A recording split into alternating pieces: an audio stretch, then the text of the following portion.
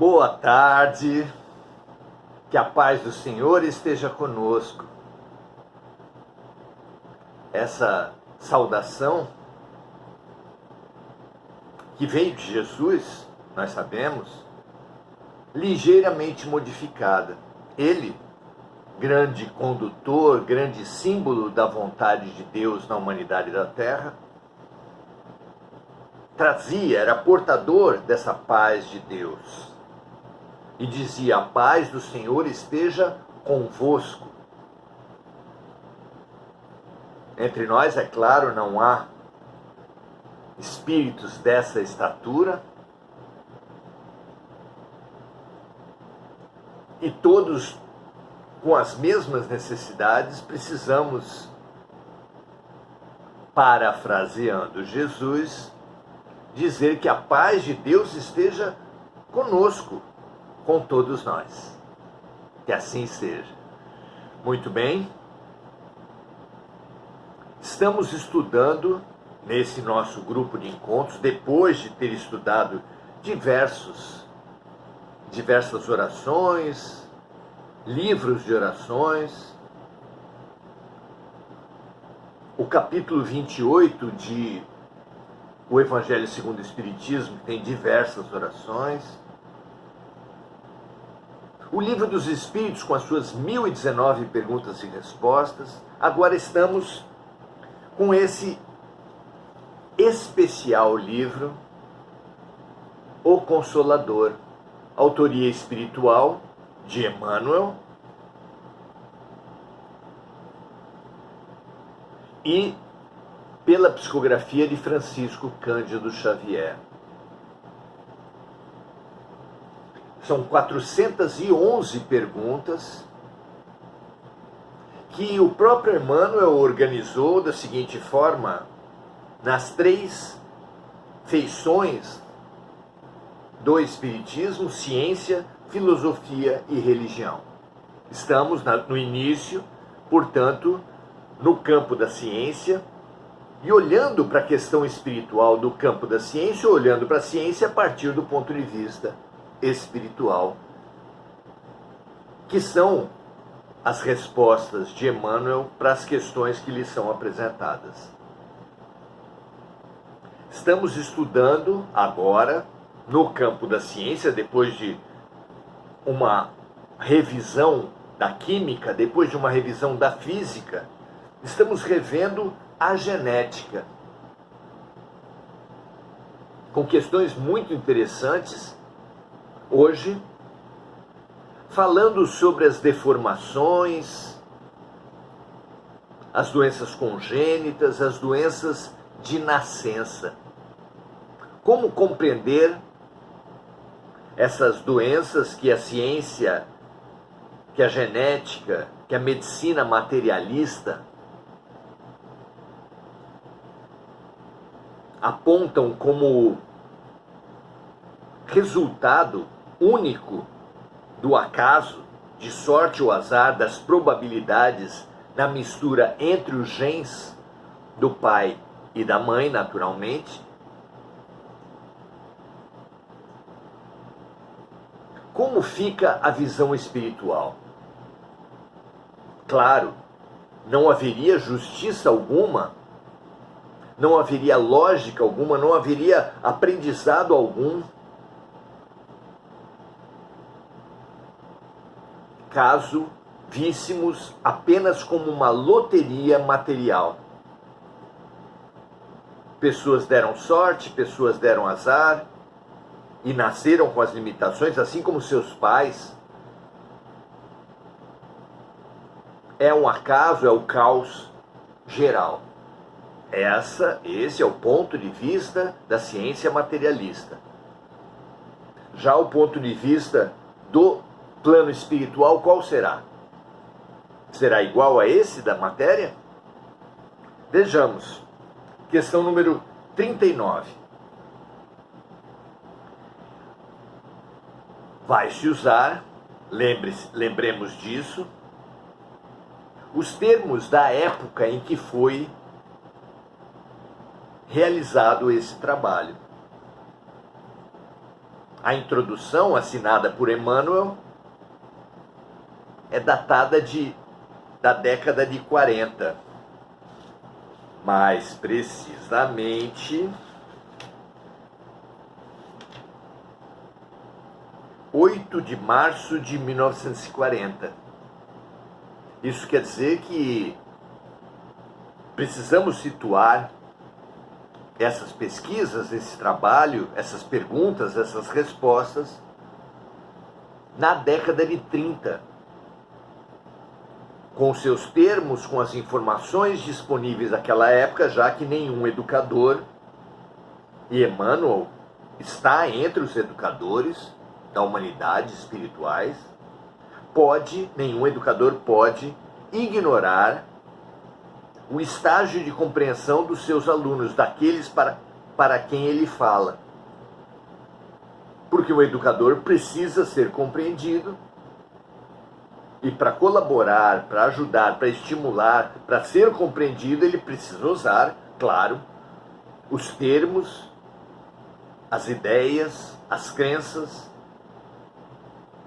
do tempo em que ele atua, das gerações e das pessoas para as quais se dirige. Aqui,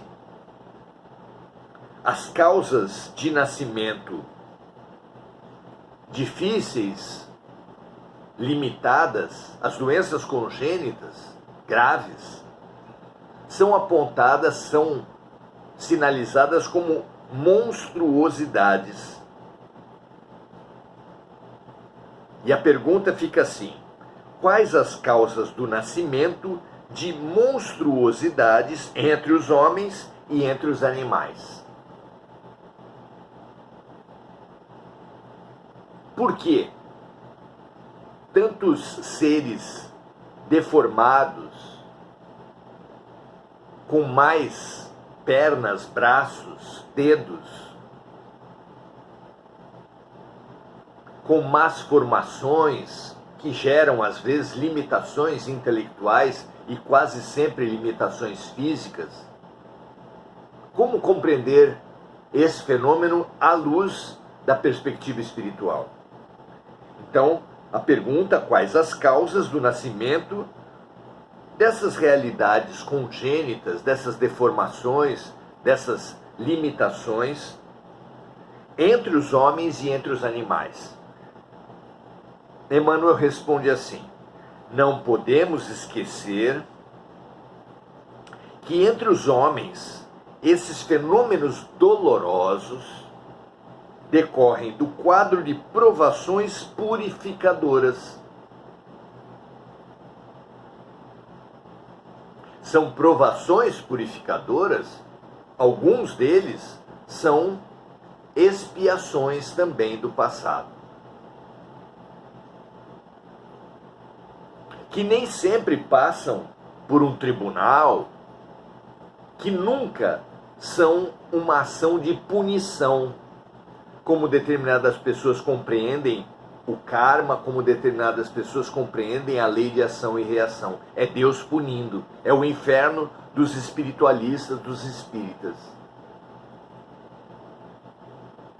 Nós, porém, estamos entre aqueles que entendem que Deus não pune, que Deus apenas educa. E muitas vezes, é claro, já um pai da terra, uma mãe da terra, precisam permitir que as consequências dos erros dos filhos cheguem até eles, para que eles ganhem responsabilidade. A palavra responsabilidade fala a respeito disso. Responsabilidade vem de resposta, vem de responder pelos seus atos. E todos nós sabemos que uma pessoa não amadurece, não cresce, não se expande mentalmente, não amadurece eticamente, não amadurece espiritualmente, se não aprender a responder pelos seus atos.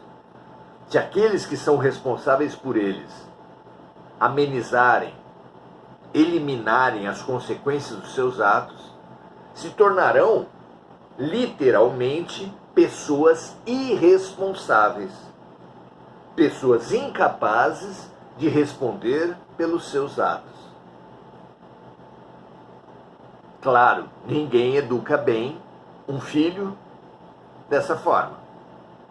Se assim é entre os pais e mães da terra, muito mais com Deus. Então não se trata de punição, se trata apenas de não atuar para eliminar as consequências dos atos equivocados dos seus filhos. Assim devem atuar os pais e mães da terra, muito mais assim atua Deus, que muitas vezes atenua os problemas, mas nunca elimina, exceto quando seus filhos demonstraram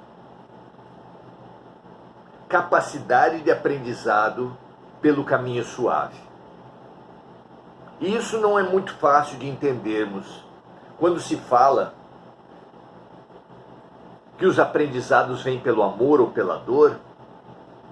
Isso quer dizer que alguém que se envolveu direta e indiretamente com vivências abortivas, por exemplo,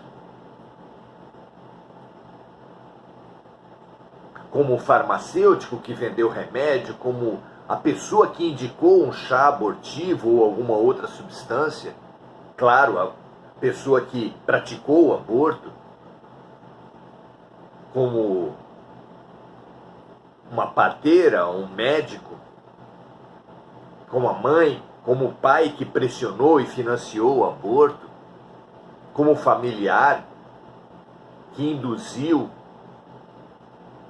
como o político, o líder social que defendeu e que estimulou essa prática. Todos são corresponsáveis pelos abortos realizados sob as suas ações ou sob as suas omissões. Essas pessoas estão condenadas a serem fetos abortados em outras vidas? Isso é reduzir demais a ação educativa de Deus através da lei de ação e reação e da lei do karma.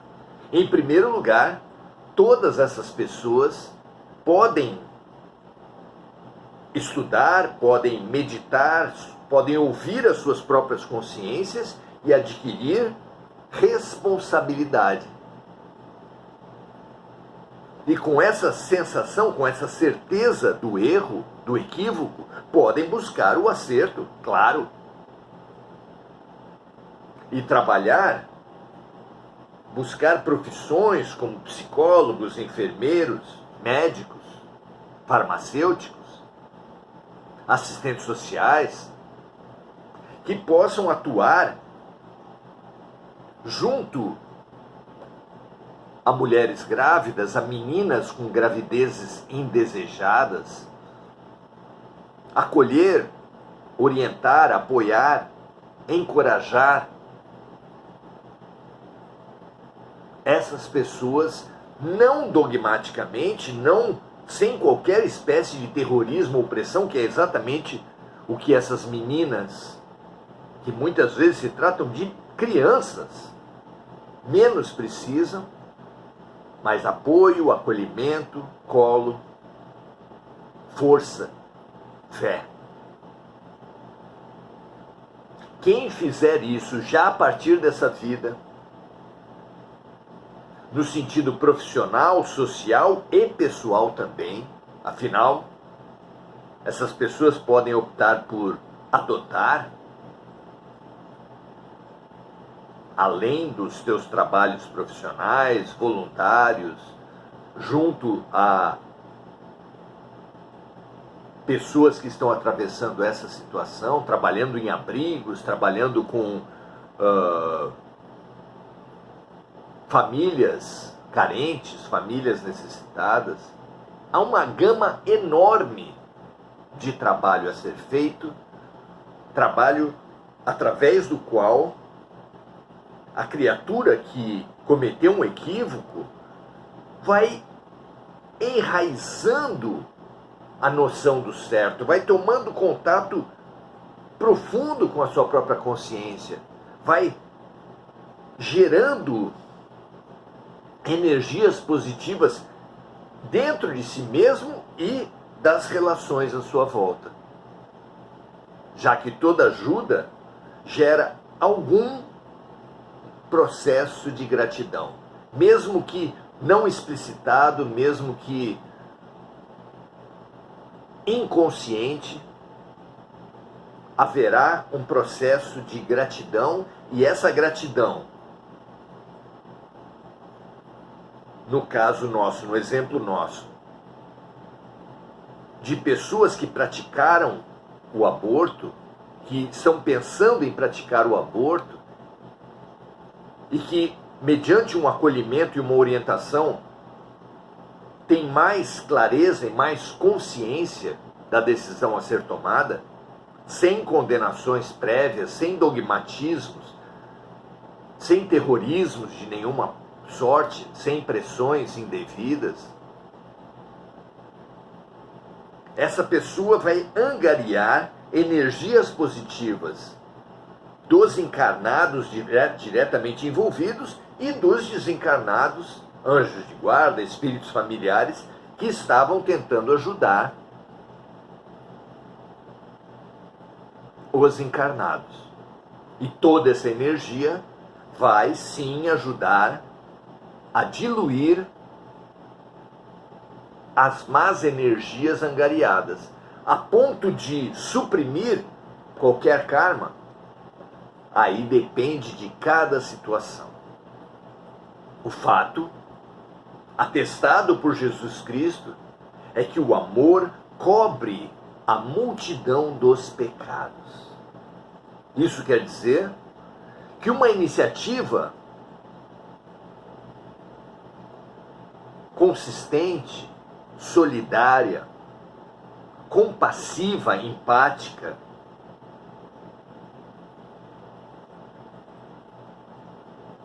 terá um grande efeito sobre as energias angariadas naquela situação. A criança abortada, por exemplo, pode ficar de alguma forma conectada com aquela pessoa. E ela, recebendo essas energias positivas geradas pela atuação compassiva, humilde, de boa vontade daquele que praticou o aborto, vai também receber essas boas energias. E aí, caso a caso, como é que essas boas energias vão atuar sobre o espírito do feto e o espírito do abortador, do que praticou o aborto, é caso a caso, e os efeitos disso também não pode se prever, mas que serão benéficos, que serão atenuantes do problema, não haja dúvida. Então a primeira alternativa, o projeto de Deus é sempre do amor, o convite de Deus é sempre do amor. É quando rejeitamos a alternativa do caminho suave. Veja, esse era o nome da cartilha de alfabetização, que os nossos avós, nossos bisavós eram alfabetizados. Quando se nega a alternativa do caminho suave, que é do amor, é que só restam para os educadores espirituais a alternativa da dor. Como de uma pessoa que não se mostra disponível aos chamamentos suaves para ser acordada, só deixa aqueles que a querem acordar para o trabalho, para a escola, alternativas mais enfáticas. Assim como o doente que recebe um tratamento por remédios para evitar uma cirurgia e não adere aos remédios, só lhe resta o caminho da cirurgia, que é sem dúvida mais doloroso. Também a criatura que não percebe, que não se dedica, que não busca o caminho da boa vontade, do amor, da solidariedade, da fraternidade, só deixará a vida, porque Deus nunca desiste de nós, chamamentos mais enfáticos, de forma que a dor é apenas uma estratégia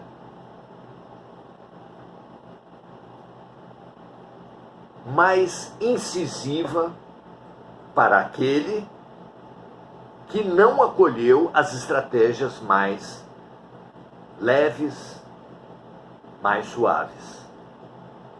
Como um diretor de uma escola que,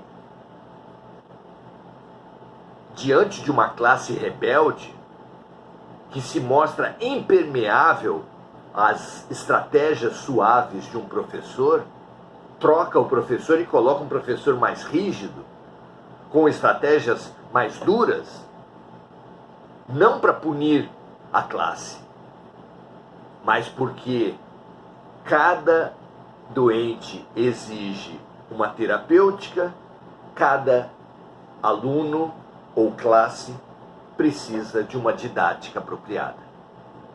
É uma questão de estratégia e não de punição.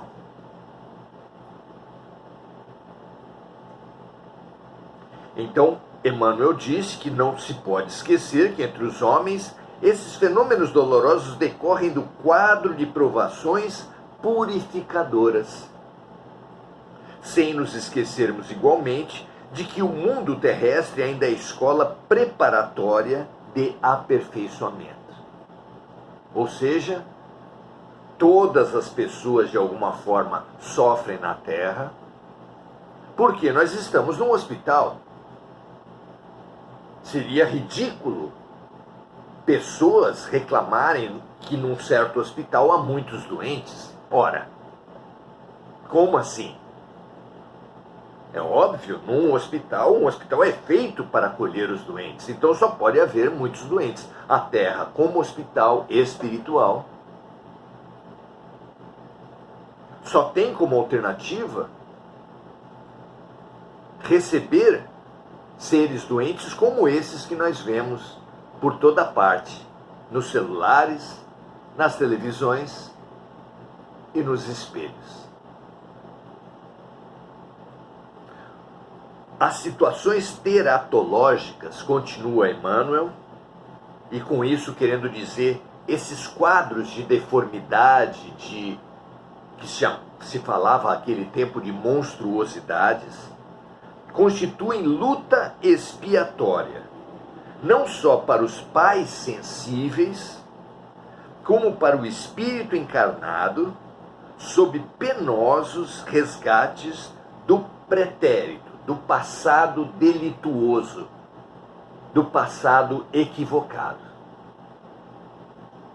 Quanto aos animais, temos que reconhecer a necessidade imperiosa das experiências múltiplas no drama da evolução anímica.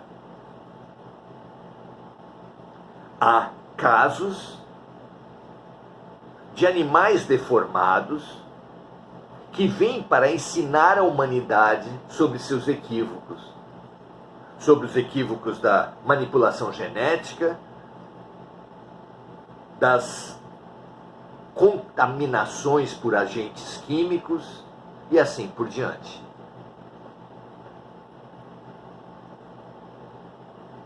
Em tudo, porém, busquemos divisar a feição educativa dos trabalhos do mundo.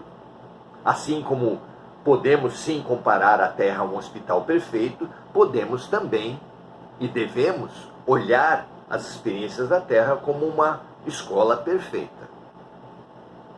A Terra é uma vasta oficina, diz Emmanuel aqui. Dentro dela operam os prepostos do Senhor que podemos considerar como os orientadores técnicos da obra de aperfeiçoamento e redenção. Em determinadas sessões de esforço, os homens são maus alunos, ou trabalhadores rebeldes. Nesses núcleos, os prepostos de Jesus, os emissários de Jesus, podem edificar o mesmo trabalho de sempre. Todavia, encontram a perturbação e a resistência dos próprios beneficiados, razão pela qual a fonte de energias puras, Deus, Jesus, o Alto, não pode ser responsabilizada pelos fenômenos que a deturpam, operados pela indiferença, pela intenção criminosa ou pela perversidade das próprias criaturas humanas. Objeto constante do carinho desvelado do Senhor em todos os caminhos dos seus destinos. Então aqui Emmanuel fala da indiferença, da intenção criminosa, da perversidade das próprias criaturas humanas, objeto constante do carinho desvelado do Senhor em todos os caminhos dos seus destinos. Deus é sempre amor. Aquele Deus cuja ira precisava ser aplacada do Velho Testamento, é porque os seres humanos criam Deus à sua imagem e semelhança. Por preguiça de ascenderem a Ele, rebaixam Deus ao nosso nível. Deus não tem iras nem ódios que precisem ser aplacados. Deus é amor sempre.